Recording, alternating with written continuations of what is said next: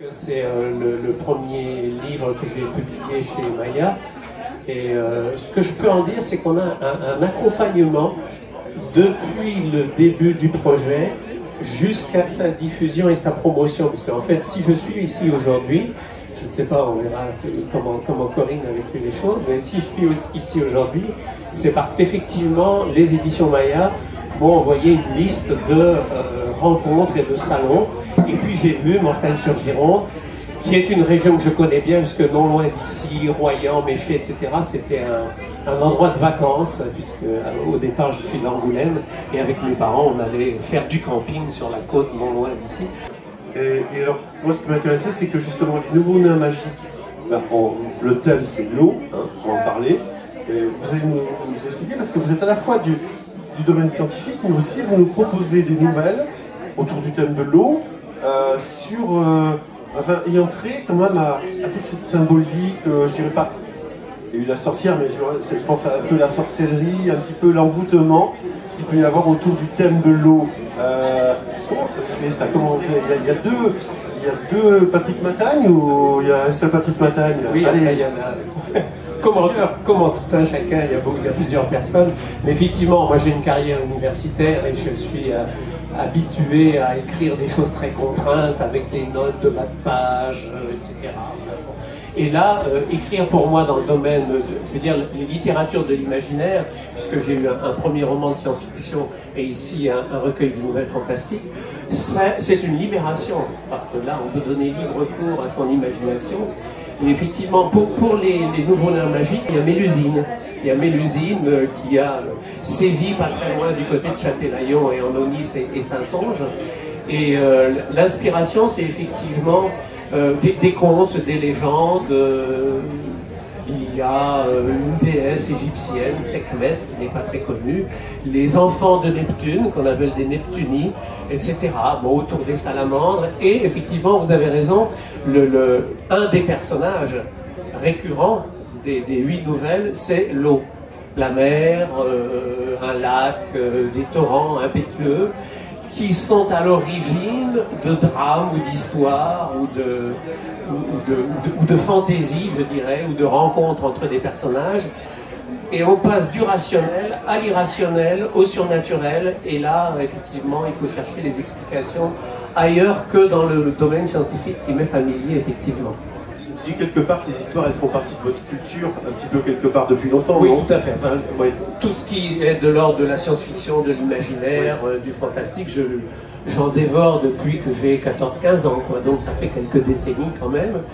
Et l'ancrage de ces histoires sont quand même à partir de lieux réels. C'est-à-dire c'est lors de vacances familiales à Châtelaillon que j'ai commencé à lire des choses. Je me dis, tiens, mais Mélusine a fait des choses là. Et je suis parti du réel de Châtelaillon vers cette histoire de Mélusine, et puis j'en ai fait autre chose évidemment que ce qu'on trouve dans les contes et les légendes déjà publiées, ce que je me fais plaisir, je prends beaucoup de liberté.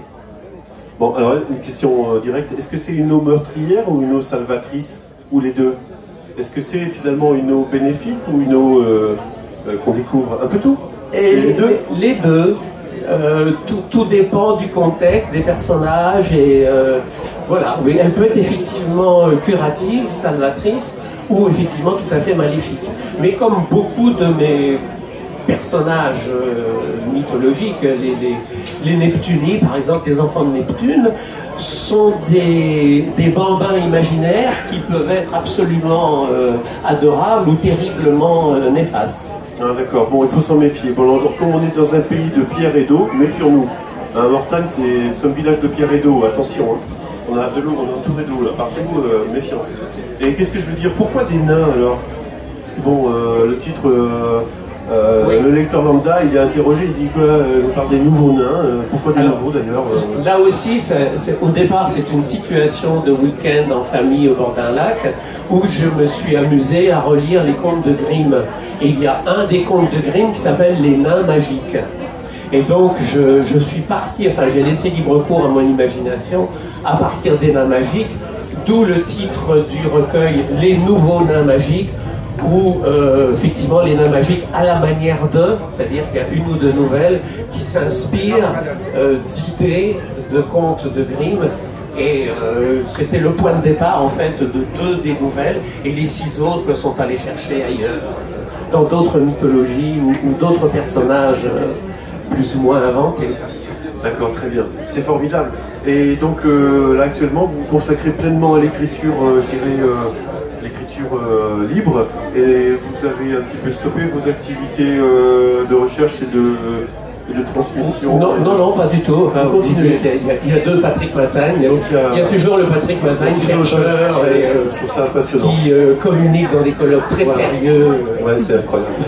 Voilà. Donc, mais c'est bien, c'est formidable. Ah ben là, c'est formidable. Je me fais plaisir. D'accord. Des 2 côtés. Eh bien écoutez, alors tant mieux. Et moi je vous souhaite une bonne continuité.